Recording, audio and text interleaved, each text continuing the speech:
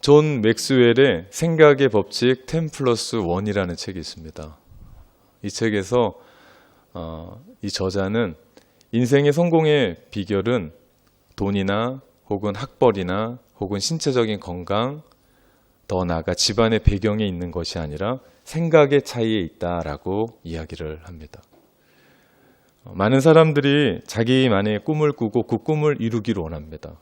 그런데 이루질 못해요. 그 이유를 생각을 바꾸지 않기 때문이다 라고 지적하면서 생각의 차이는 그 인생의 성공을 결정한다 라고 이 책에서 역설합니다. 그러면서 이 책이 좀 두꺼운 책인데 어떻게 생각을 할 수 있는지에 대한 단계별의 아주 광범위한 이야기들을 같이 나눕니다. 생각 하나만 바꿔도 인생이 달라질 수 있고 바뀔 수 있다는 겁니다. 오늘 여러분이 어떤 생각을 하고 이 자리에 있느냐, 그것은 여러분의 인생을 완전히 송두리째 바꿀 수 있다는 거죠. 이거는 영적인 세계도 마찬가지입니다. 내가 누구를 혹은 무언가를 생각하면 우리 인생의 영적인 판도가 바뀝니다.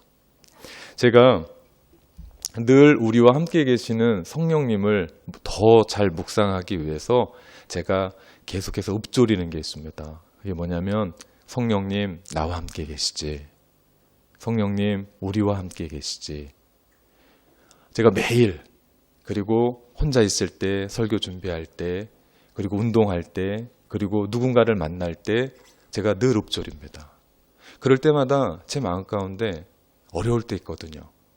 그러면 성령님 나와 함께 계시지, 그러면서 용기를 얻고요. 제가 힘들 때 성령님 나와 함께 계시지, 그러면 저한테 말씀해 주시고요. 제가 누군가를 만날 때 그냥 가는 게 아니라 그 자리에서 성령님 우리와 함께 계시지, 그러면 성령께서 우리 가운데 주시고자 하는 하늘의 것들을 부어주시는 것을 경험합니다. 한 번은 아침 일찍 토요일이었던 것으로 기억합니다. 거실에 앉아 있는데 아내가 나왔어요. 지금 누구랑 얘기했냐요. 그래서 난 아무한테도 얘기 안 했다고 그랬더니 아이들과 얘기하는 줄 알고 나왔대요. 제가 들켜버린 겁니다. 성령님 저와 함께 계시죠. 제가 얘기하고 있었던 거를 아내가 누군가와 대화하고 있는 것을 느낀 거예요.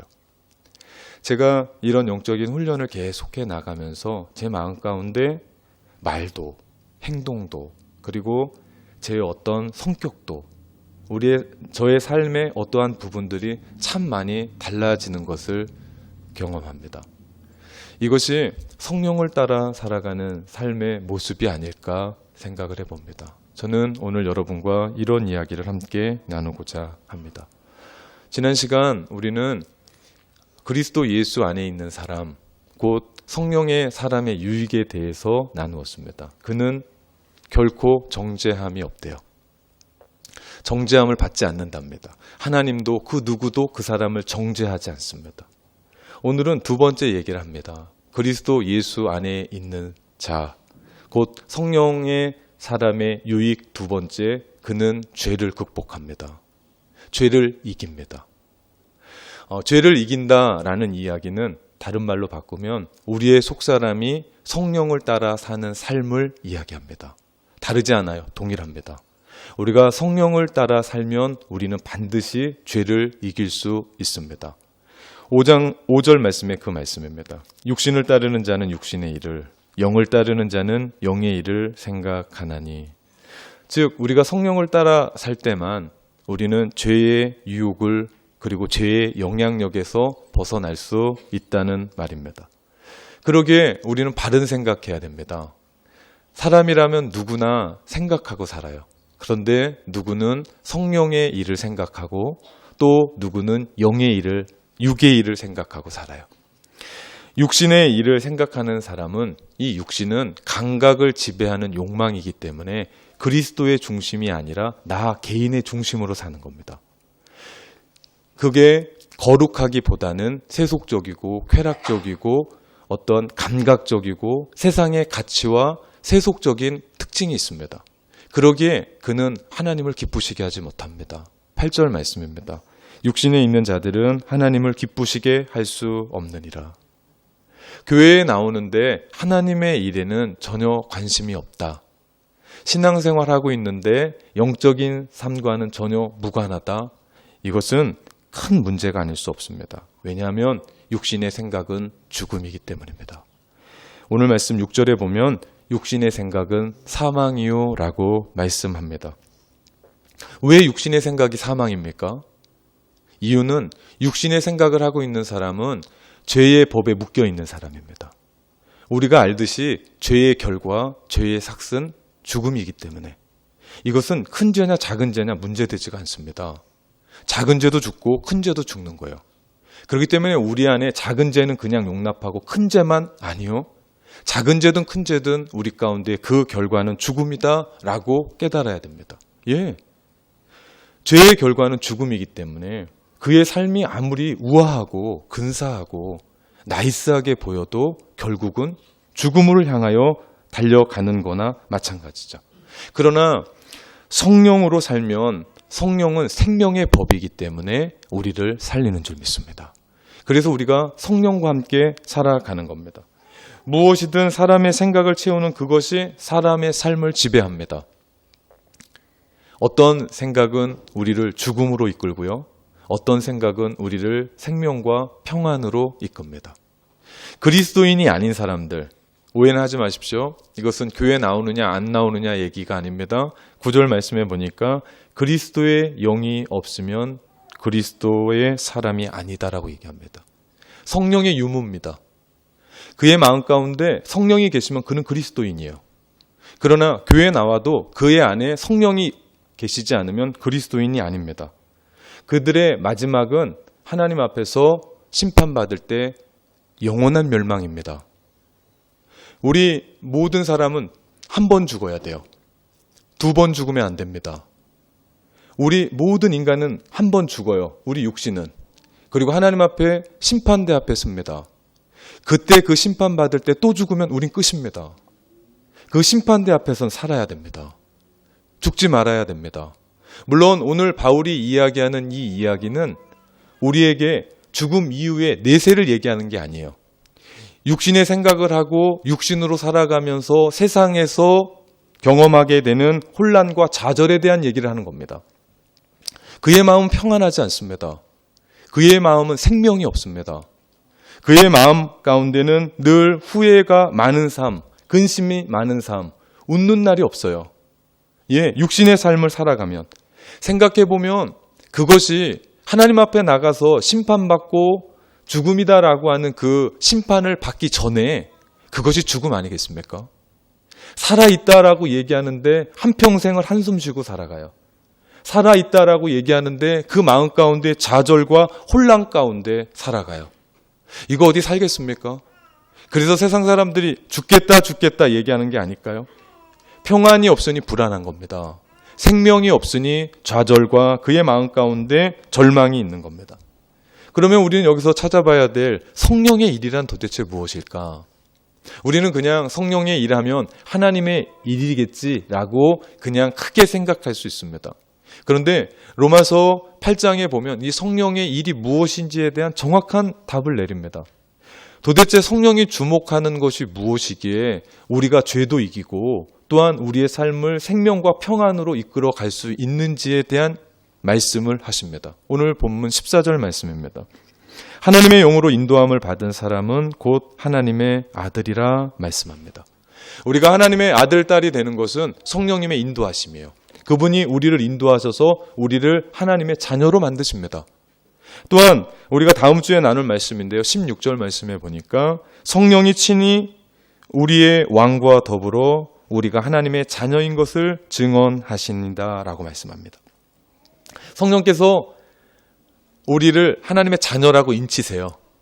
우리의 구원은 지난 시간에 나눴던 것처럼 하나님께서 계획하셨어요. 우리 인간을 구원하시기 위해. 그리고 성자 예수님이 그 구원의 계획 속에 뛰어들어오셔서 이루셨습니다. 완성시키셨어요. 그리고 성령께서 그 일을 우리 것이 되게 하십니다. 성령이 우리를 하나님의 자녀라고 말씀하고 계시죠. 그리고 26절, 27절의 말씀에 보니까 성령께서 우리를 기도 가운데 하나님께 나아갈 수 있는 확신을 주세요. 이것이 성령이 하시는 일입니다. 이 말씀을 종합해 보면 로마서 8장이 이야기하는 것은 우리가 그리스도 예수 안에서 어떻게 하나님의 사랑을 받았고 어떻게 하나님의 자녀로 받아들여졌는지에 대한 그 부분을 성령께 초점을 맞추고 얘기합니다. 무슨 얘기입니까? 성령의 일이란 어떤 일이라고요? 우리가 하나님의 자녀다라고 하는 그 일들을 증언해 주신다고요. 즉 우리가 성령의 일을 생각한다라는 것은 내가 하나님의 자녀다라는 생각을 가지고 세상을 살아가는 거예요. 성령의 일을 생각하다라고 얘기하면 우리는 교회의 일, 많은 일들이 있을 수 있는데 그거 얘기가 아니라 내가 하나님의 자녀다라고 하는 이것이 우리의 아이덴티티 아닙니까? 이것이 우리의 정체성 아닙니까? 내가 하나님의 자녀로 세상을 살아가게 되면 우리의 삶 가운데 하나님의 영광을 위해 우리의 삶이 드려질 거잖아요. 그래서 오늘 주일날 예배드리러 와서 우리가 그 하나님의 영광 때문에 이 자리에 와서 거룩한 예배, 열정의 예배 하나님 앞에 올려드리고 그 예배뿐만 아니라 우리가 삶으로 돌아가서 가정에서, 학교에서, 직장에서, 사업장에서 하나님의 영광을 위해 살아가는 사람들이 그 자리에 있을 거잖아요. 그 사람들이 누굽니까? 성령을 따라가는 사람이고 그 사람들이 누굽니까? 죄를 이기는 사람이죠. 이렇게 연결이 되는 겁니다.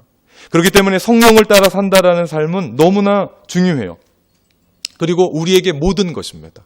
그리고 내가 누구냐라고 하는 이야기도 답이 됩니다. 그렇죠. 성령의 일은 우리가 하나님의 자녀다라는 것을 증언하시고 우리가 그 생각을 가지고 세상을 살아가게 되면 우리의 삶은 지금보다는 더 높은 영적인 삶을 살아갈 수 있게 됩니다. 하나님께서 인간을 창조하신 목적은 사람들이 세상을 살아가면서 이렇게 하나님을 알아가는 것을 즐거워하고 기뻐하고 또 하나님과 교제를 나누고 우리의 삶 가운데 풍성함과 번성함으로 살아가기를 원하셨습니다. 그래서 하나님과 교제하면 그런 모든 것들이 나의 것이에요. 그런데 우리가 하나님의 뜻이 아니라 내 자신의 욕망대로 살아가면 하나님이 우리 가운데 누리라고 주셨던 것 모든 것을 다 잃어버리고 살아갑니다. 곧 하늘의 평안 누리며 살아가야 되는데 나 자신과 싸우고 있어요. 나 자신과 갈등합니다. 또한 남과 부닥치고 충돌합니다. 내가 자유와 생명을 누리려고 하나님께서 우리 가운데 주신 게 있는데 우리는 자유와 생명을 누리지 못하고 죄의 노예가 돼서 일의 노예가 돼서 돈의 노예가 돼서 쾌락의 노예가 돼서 명예의 노예가 돼서 평생 죽을 때까지 그렇게 살아요. 그런데 죽을 때까지 몰라요. 죽을 때 알아요. 이게 더 안타까운 일입니다. 그렇게 살지 말걸. 내 한평생 왜 이렇게 살고 말았을까? 제가 목사로서 임종 앞에 가면 참 많은 사람들이 후회하고 삽니다. 나 잘 살았습니다 라고 얘기하는 사람은 한 명도 못 봤습니다. 우리가 성령을 따라 살아가면 하나님의 뜻에 맞게 그런 삶을 살아갈 수 있게 됩니다. 오늘 여러분의 삶을 되돌아봅시다. 여러분은 무엇을 그렇게 깊게 골똘히 생각하십니까? 그것이 여러분의 삶을 생명과 평안으로 이끌어 갑니까? 아니면 여러분 마음 가운데 근심과 불안으로 여러분을 이끌어 갑니까? 혹 나는 죄의식에 사로잡혀서 우리 지난 시간에 그리스도 예수 안에 있는 자들은 결코 정죄함이 없다고 그랬는데 남들도 그렇게 안 보고 하나님도 나도 그렇게 안 본다고 얘기했는데 나는 내 자신을 용서하지 못하고 끙끙대며 살아가고 있지 않은지, 혹시 내가 무가치함에 휩싸여서 한국에선 그렇게 안 살았는데 뉴질랜드 와서 내가 왜 이렇게 살고 있고, 내가 택시 기사인가 매일같이 픽업하고 있고, 내가 무슨 식문가 밥하고 있고, 내가 뭐 한다라고 생각하는 그런 부분을 찾지 못하고 나의 무가치함 속에 살아가는 것, 그것이 뉴질랜드 와서 살아가는 그것 때문이 아니라 혹 나는 영의 일, 성령의 일을 잃어버린 이유 때문은 아닌지요. 혹 내가 세상을 살아가면서 불안하고 근심이 가득한 그 이유는 내 일이 많아서가 아니라, 그리고 원래 내 성격이 그래서가 아니라, 혹 내가 하나님의 자녀다라고 하는 그 신분을 잃어버리고 살아가는 데 있지 않은지 생각해 봐야 됩니다. 바울은 정확하게 지적합니다. 7절, 육신의 생각은 하나님과 원수가 되나니. 우리의 생각은 중립적일 수가 없어요. 제가 늘 말씀드립니다. 우리는 늘 기운다고요. 한쪽으로 우리는 치우칠 수밖에 없습니다. 우리는 죄로 기울어요. 그런데 우리가 이것을 거부하지 않으면 우리는 또 다른 것을 집중할 수가 없습니다. 즉 우리가 육의 일에 사로잡힌 생각으로 살면 우리는 절대로 성령의 뜻을 실행할 수가 없어요. 우리가 육의 생각으로 기울게 되면 우리는 반드시 성령이 우리 가운데 하신 그 뜻을 거스리며 살아갑니다. 우리는 본성상 생각이 죄를 이기지 못해요. 가끔은 이길 수 있어요. 잠시는 이길 수 있을지 모릅니다. 그런데 우리는 이길 수가 없습니다. 왜냐하면 우리 마음 깊은 곳에 하나님을 적대하려고 하는 그 마음이 우리를 사로잡고 있기 때문에 그 뿌리가 우리 속에서 계속해서 올라옵니다. 이것이 견제되지 않으면 우리 삶 가운데 계속해서 하나님 적대하려고 하는 마음들이 자라요. 교회에 와서도 그래요. 신앙생활 오래 해도 그래요. 그래서 우리가 주변에 교회들의 문제들을 볼 때, 저 사람은 목사고, 저 사람은 장로고, 저 사람은 교회 수십 년 다녔던 사람인데 왜 저러고 살아가나? 이유는 한 가지입니다. 성령을 따라 살고 있지 않기 때문에. 성령을 따라 살고 있지 않으면 우리 마음 가운데 하나님을 적대하려고 하는 마음들이 계속해서 자랍니다. 이런 적대감으로는 하나님을 기쁘시게 할 수 없습니다. 그래서 8절과 7절 말씀은 동일한 말씀이에요. 8절, 육신에 있는 자들은 하나님을 기쁘시게 할 수 없느니라. 왜냐? 7절, 육신의 생각은 하나님과 원수가 되기 때문에. 그건 하나님의 원수 생각이에요. 우리에게는 하나님께 인정받은 삶을 살 수 있는 어떤 조건도 힘도 없습니다. 이건 당연한 겁니다. 왜냐? 우리의 행위를 조종하는 것은 내 생각이 아니에요. 뿌리 깊게 내 속에서 하나님을 적대하려고 하는 그 적대적인 생각이 우리를 조종하기 때문에. 세상에 죄로 물든 사람, 육신의 지배를 받고 살아가는 사람, 육신의 생각을 살아가는 사람도 선한 일 해요. 장학금도 줘요. 그리고 세상에서 착한 일도 합니다. 그런데 그것이 하나님께 기쁨이 되지 못하는 이유는 하나님과 관계가 원수이기 때문입니다. 만약 이런 사람이 있다 합시다. 그의 부모와 원수지간입니다. 그런데 그 사람이 그럴 일도 없겠지만 용돈을 보내드려요. 선물을 보내드려요. 그럼 그 부모님이 좋아하실까요? 아닌 이유가 여기 있는 겁니다. 그러나 그리스도 예수 안에 있는 사람, 성령의 사람은 이렇게 살지 않습니다. 아니, 이렇게 살 필요가 없죠. 왜냐? 우리 안에 성령님 계시기 때문에. 우리 안에 성령님 계시면 우리는 그분 따라 살아가죠. 그분이 우리 가운데 말씀해 주시는 대로 살아갑니다. 우리 9절 말씀입니다. 만일 너희 속에 하나님의 영이 거하시면 너희가 육신에 있지 아니하고 영에 있다라고 말씀합니다.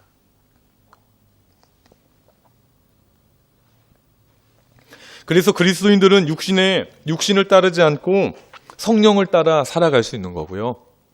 그 결과 우리는 생명과 평안으로 살아갈 수 있는 겁니다. 비록 세월이 지나면서 우리의 몸은 나이가 들어가면서 주름도 생기고 몸은 약해져요. 그렇지만 우리의 생각과 우리의 영혼은 날마다 살아 숨을 쉬고 살아갈 줄 믿습니다. 이것이 성령을 따라 살아가는 사람의 특징이고요. 이것이 그리스도 예수 안에 있는 사람들의 모습입니다. 그렇게 될 때 우리는 결국 영혼과 생각이 죄로 물든 육신을 쫓아 살아가지 않아요. 우리 신앙인의 가장 어려운 것이 그거 아닙니까? 우리의 영혼과 생각이 죄된 육신의 몸을 따라 살아간다는 거. 우리의 마음은 성령의 법을 사모해서 하나님의 뜻대로 살고 싶어요. 그런데 우리의 육신은 귀찮아요. 게을러요. 귀찮아요. 그렇게 살고 싶지 않아요. 이 부분이 계속 갈등하는 거 아닙니까? 그런데 반대로 육신이 우리의 영혼을 따르는 일들이 일어나게 됩니다. 놀라운 일이죠. 나는 한평생 그렇게 될 일이 없을 줄 알았는데 이런 일들이 일어난다고요. 누구 때문에?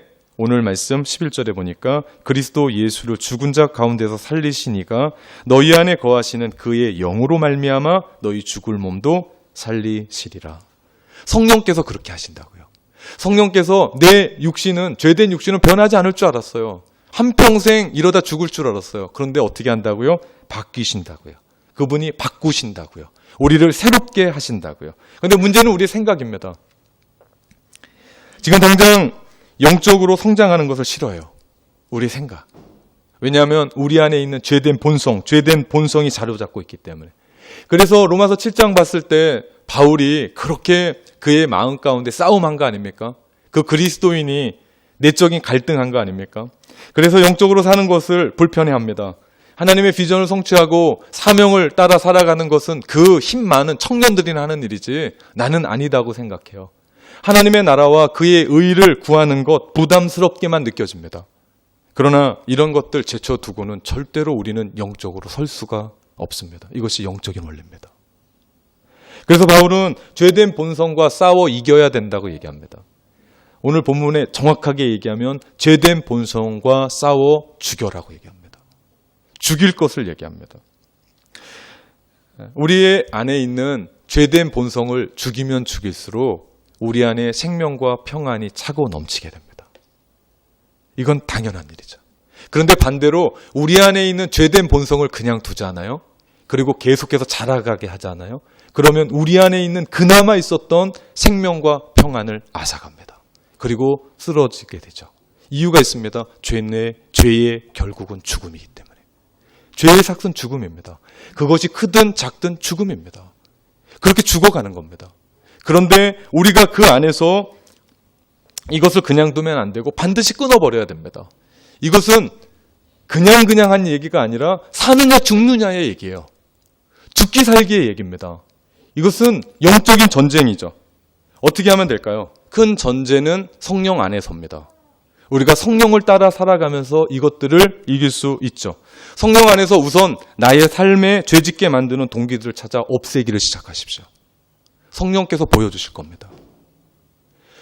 결코 합리화하지도 마십시오. 결코 핑계도 대지 마십시오. 나로 하여금 죄짓게 하는 친구. 저는 설교문을 작성하다가 이게 친구일까라고 생각했습니다. 친구 아닙니다. 나를 죄로 이끌고 가는 그 인간, 친구 아닙니다. 내 한평생 하등 도움이 되지 않는 사람일 겁니다. 끊으십시오. 어떤 환경, 어떤 감정, 어떤 장소, 미디어, 음악, 영화, 혹은 인터넷, 혹은 드라마, 어떤 것이 나로 하여금 죄짓게 하면 끊으십시오. 15년 전에 여기 왔을 때 전화, 무선, 모뎀으로 제가 인터넷을 확인할 때 있었습니다. 그 어디 갔다 와도 아직도 돌고 있어요. 파일은 열리지가 않아요. 음악은 그만두고. 그럴 때가 있었습니다. 그때가 죄를 덜 졌던 것 같아요. 지금은 왜 빠른지 모르게 빨라요. 한국과 비교할 수도 없겠지만 너무 빨라요. 너무 빠르면 끊어도 됩니다. 그거 없어도 괜찮습니다. 내가 하나님 앞에 성령을 따를 수 있는 그런 삶을 살 수 있다면 친구, 나에게 행복하게 하는 것들, 편리하게 하는 것들, 그것이 나로 하여금 죄를 짓게 한다면 성령 안에서 단호히 끊으라고 얘기합니다. 13절 성령으로 몸의 행실을 죽이면 살리니. 죽이랍니다. 단호합니다. 그냥 놔두라는 얘기가 아니라 죽이랍니다. 죽이면 살 겁니다. 이것이 영적인 전쟁입니다. 둘째, 성령 안에서 마음으로부터 복음을 기억하는 겁니다. 12절 말씀입니다. 그러므로 형제들아 우리가 빚진 자로 돼 육신에게 져서 육신대로 살 것이 아니니라. 이건 결정적인 선언입니다. 우리가 육신대로 그렇게 살 사람들이 아니다라고 얘기하는 겁니다. 여기서 말하는 그러므로는 우리가 예수 그리스도의 의로 말미암아 구속받았고 우리의 죄된 육신도 역시 마찬가지로 부활의 날 악과 모든 고통으로부터 완전히 구원한 그것을 얘기합니다. 우리가 로마서를 읽어오면서 우리가 배웠던 한 가지는 우리의 구원을 위해서 우리가 할 수 있는 일은 하나도 없었습니다. 단 1%도 없었습니다. 우리는 완전한 죄인이었기 때문에. 그래서 바울은 그 표현을 뭐라고 얘기합니까? 빚졌다고 얘기합니다. 우린 빚진 사람들입니다. 누구에게요? 예수 그리스도에게. 예수 그리스도께서 우리의 죄를 용서하시기 위해서 십자가에서 죽으셨습니다. 우리를 사랑하신 거죠. 여러분, 누가 나 사랑해서 죽을 수 있단 말입니까? 나를 사랑해서 돈은 조금 줄 수 있고 피는 조금 나눠줄 수 있을지 모르지만 나를 위해 생명을 바칠 수 있는 사람이 누가 있겠습니까? 하나님이 우리를 그렇게 사랑하셨습니다. 그렇게 그 사랑에 비친 사람들이 저와 여러분입니다. 내가 그분의 사랑 때문에 그분의 십자가와 부활 때문에 구원받은 사람이라면 내가 그 은혜를 계속해서 생각하고 묵상하다 보면 우리 마음 가운데 이것이 웬 은혜냐, 이런 감사의 삶이 어디 있겠느냐를 깨닫게 되죠. 그런 사람이 죄 짓고 살 수 있겠습니까? 그런 사람이 습관적인 죄 하나 끊지 못해서 예수 그리스도께서 이 땅 가운데 오셨고 우리를 구원하셨던 그 모든 일들을 헛되게 만들 수 있겠습니까? 없는 일입니다. 그래서 성령의 일, 내가 어떻게 하나님의 자녀가 됐지? 내가 어떻게 오늘 이 자리에서 거룩한 하나님 앞에 예배를 드리지? 생각하는 겁니다. 날마다 생각하는 겁니다. 내가 어떻게 이렇게 살지? 하나님의 은혜 아닌가? 생각하는 겁니다. 오늘 말씀 13절, 너희가 육신대로 살면 반드시 죽을 것이로되 영으로서 몸의 행실을 죽이면 살리니. 여기서 죽인다라고 하는 이 이야기는 영의 일을 생각한다라는 얘기와 연결이 되는 겁니다. 내가 우리의 것들을, 우리의 죄된 본성을 죽이면 무슨 얘기입니까? 내가 영을 생각하고 성령의 길을 따르면, 성령과 함께 동행하면, 성령과 함께 그 삶을 살아가면 이라는 얘기입니다. 영의 일을 생각한다라는 죄의 단절은요, 우리의 마음이 그리스도의 구속의 그 은혜를 깨달으면서 우리의 마음 가운데 감사와 사랑이 넘치면 죄는 우리 속에서 효력을 발휘하지 못합니다. 우리가 죄를 미워하는 겁니다. 우리가요, 누군가를 미워하면 그 사람은 죽습니다. 그래서 예수님이 누군가를 미워하는 것 살인이다라고 얘기한 거예요. 우리가 키우는 화초도 미워하잖아요. 그러면 금방 죽어요. 제가 비전센터에 그 화초 하나 있잖아요. 무지 사랑합니다. 비전센터 창립할 때부터 지방에서 선물해 준 거예요. 제가 비전센터 갈 때마다 쓰다듬어 주고 물 주고 화분갈이 해주고, 그거 보셨습니까? 아주 연한 녹색 잎이 다시 나왔습니다. 그 밑에 보면 2개, 3개가 또 올라오고 있어요. 제 사랑받아서 그렇게 된 거예요. 믿질 않으시네. 사랑하면 화초도 그렇게 자라요. 우리 안에 있는 죄는 미워해야 돼요. 그러면 죽어요. 누구 때문에? 성령님 때문에. 곧 우리 안에 있는 죄를 인식하는 것도, 마음으로부터 복음을 깨닫게 하는 것도 성령님이 하시죠. 성령을 따르는 자는 성령의 일을 생각하기에, 성령으로서 몸의 행실을 죽이면 살기에, 모두 다 성령께서 우리로 하여금 죄를 끊게 하시고 단절케 하시고 우리로 하여금 죄에서 이기게 하신다는 사실입니다. 이제는 나 자신을 되돌아봅시다. 그리고 생각해 봅시다. 생각 하나만 바꿔도 인생이 바뀐다고 얘기했습니다. 이제는 영의 생각, 성령의 생각을 합시다. 나는 하나님의 자녀입니다. 내가 어떻게 여기까지 왔는지 주님의 은혜 아닙니까? 내가 어떻게 구원받았는지, 예수 그리스도께서 십자가에서 물과 피를 다 쏟으시기까지 처절하게 갈기갈기 찢어 죽으시면서 우리 가운데 주신 큰 은혜 아닙니까? 나를 자녀 삼아 주시려고 하나님께 사랑받은 조그만 1%의 그런 조건도 없었던 우리, 무조건적인 사랑으로 우리를 사랑하시고 삼아주시려, 자녀 삼아주시려고 그 큰 고통을 참고 인내하셨습니다. 이 사랑이 얼마나 큽니까? 이 사랑이 얼마나 위대합니까?